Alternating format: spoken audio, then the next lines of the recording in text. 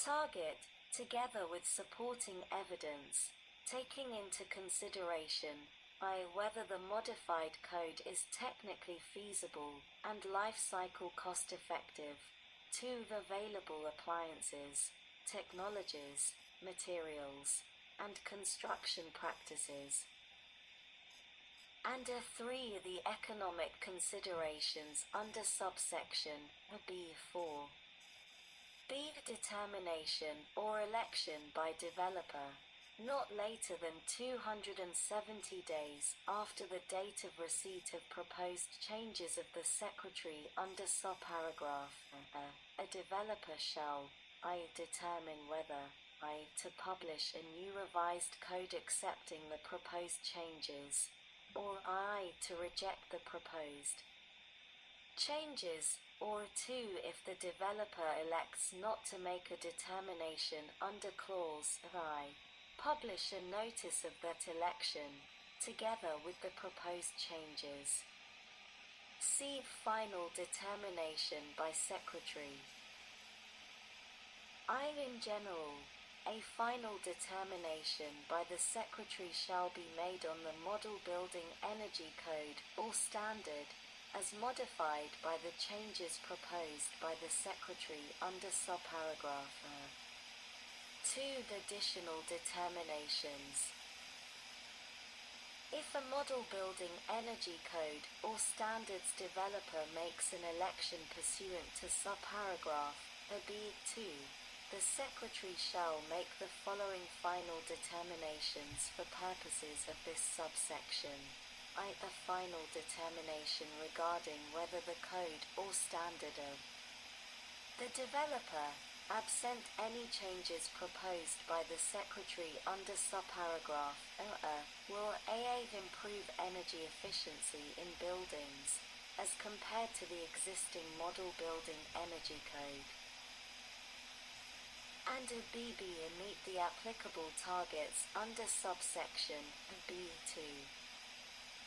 The final determination regarding whether the code or standard of the developer, as modified by the changes proposed by the Secretary under subparagraph would improve energy efficiency in buildings, as compared to the existing Model Building Energy Code, and BB meet the applicable targets under subsection B2. Administration. In carrying out this section, the Secretary shall 1.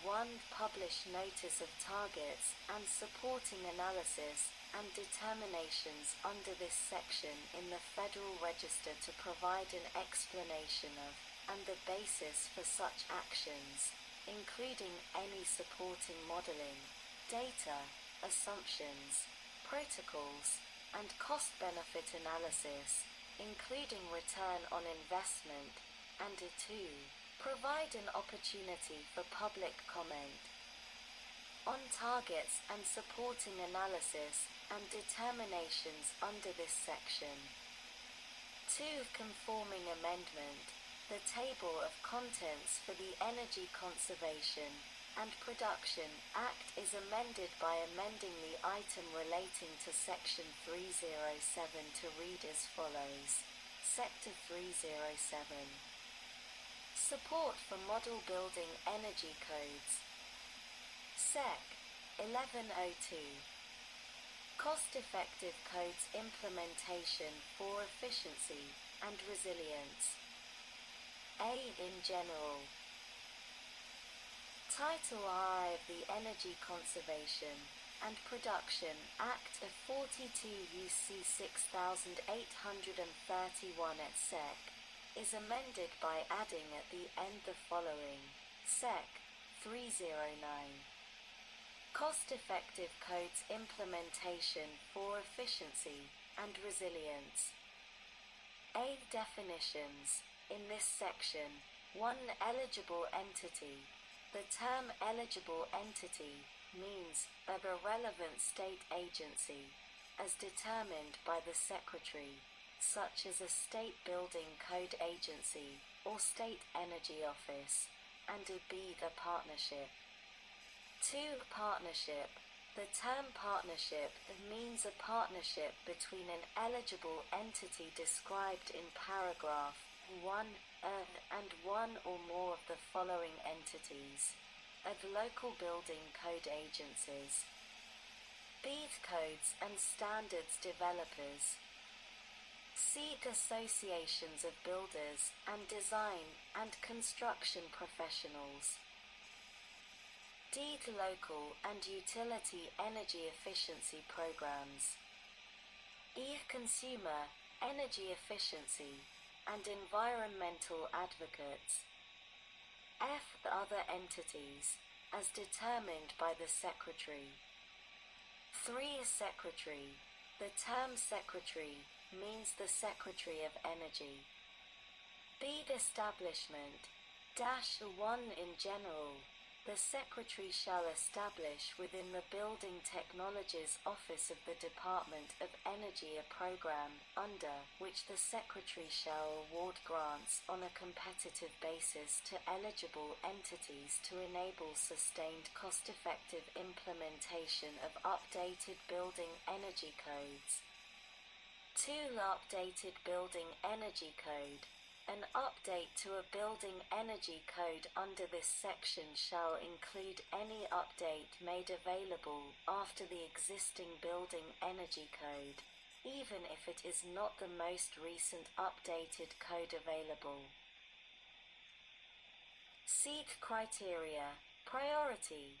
In awarding grants under subsection B, the Secretary shall 1. Consider prospective energy savings, and plans to measure the savings, b. the long-term sustainability of those measures and savings, c. prospective benefits, and plans to assess the benefits, including benefits relating to resilience and peak load reduction, 2. Occupant safety and health, and 3. Environmental performance. D. The demonstrated capacity of the eligible entity to carry out the proposed project, and E. The need of the eligible entity for assistance, and 2. Give priority to applications from partnerships. D. The eligible activities. 1. In general, an eligible entity awarded a grant under this section may use the grant funds to create or enable state or regional partnerships to provide training and materials to builders, contractors and subcontractors, architects, and other design and construction professionals relating to meeting updated building energy codes in a cost-effective manner, and 2.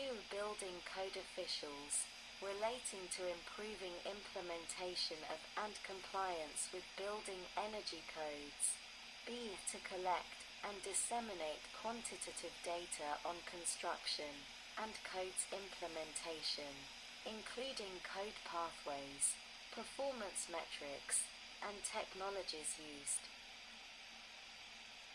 C. To develop and implement a plan for highly effective codes implementation, including measuring compliance. D. To address various implementation needs in rural, suburban, and urban areas. E. To implement updates in Energy Code. DES4 new residential and commercial buildings, including multifamily buildings, and 2. Additions and alterations to existing residential and commercial buildings, including multifamily buildings, and F. To make an addition or alteration to, or to install, replace, or provide maintenance to an air filtration and purification system of an HVAC system to meet exigencies related to the airborne epidemic transmissions of SARS-CoV-2 or coronavirus disease 2019, COVID-19. 2. Related topics. Training and materials provided using a grant under this section may include information on the relationship between energy codes and cost-effective, high-performance, and zero net energy buildings. B. Improving resilience, health, and safety. C. Water savings and other environmental impacts. And D. The economic impacts of energy codes. E. Prevailing wages. All laborers and mechanics employed by contractors or subcontractors in the performance of construction, alteration, or repair work assisted, in whole or in part, by a grant under this section shall be paid wages at rates not less than those prevailing on similar construction in the locality as determined by the Secretary of Labour in accordance with Subchapter IV of Chapter 31 of Title 40. With respect to the labour standards in this subsection, the Secretary of Labour shall have the authority and functions set forth in Reorganisation Plan numbered 14 of 1950-64 Stat. 1267, 5 Use SEAP, and Section 3145 of Title 40. F. The authorization of appropriations. They are authorized to be appropriated to the Secretary to carry out this section. 1. $25 million for each of fiscal years 2021 through 2030, and a 2 for fiscal year 2031, and each fiscal year thereafter, such sums as are necessary. B. Conforming amendments. Dash 1. The table of contents. The table of contents for the Energy Conservation and Production Act is amended by inserting after the item relating to Section 308 the following. Sector 309. Cost-effective codes implementation for efficiency and resilience. 2. Definitions. Section 303 of the Energy Conservation and Production Act of 42 UC 6832 is amended, in the matter preceding paragraph 1, by striking as used in and inserting except as otherwise provided in Sec. 1103. Commercial Building Energy Consumption Information Sharing. A. In general, not later than 120 days after the date of enactment of this Act, the Administrator of the Energy Information Administration are referred to in this section as the Administrator, and the Administrator of the Environmental Protection Agency shall sign and submit to Congress an information sharing agreement are referred to in this section as the agreement relating to commercial building energy consumption data. B. Content of agreement. The agreement shall 1. Provide that the administrator shall have access to building-specific data in the Portfolio Manager database of the Environmental Protection Agency. 2. Describe the manner in which the administrator shall incorporate appropriate data, including the data described in subsection C into any commercial building's energy consumption survey, are referred to in this section as CBECS, published after the date of enactment of this Act for the purpose of analyzing and estimating building population, size, location, activity, energy usage, and any other relevant building characteristic. And 3. Describe and compare of the methodologies that the Energy Information Administration, the Environmental Protection Agency, and state and local government managers use to maximize the quality, reliability, and integrity of data collected through CBECS, The Portfolio Manager database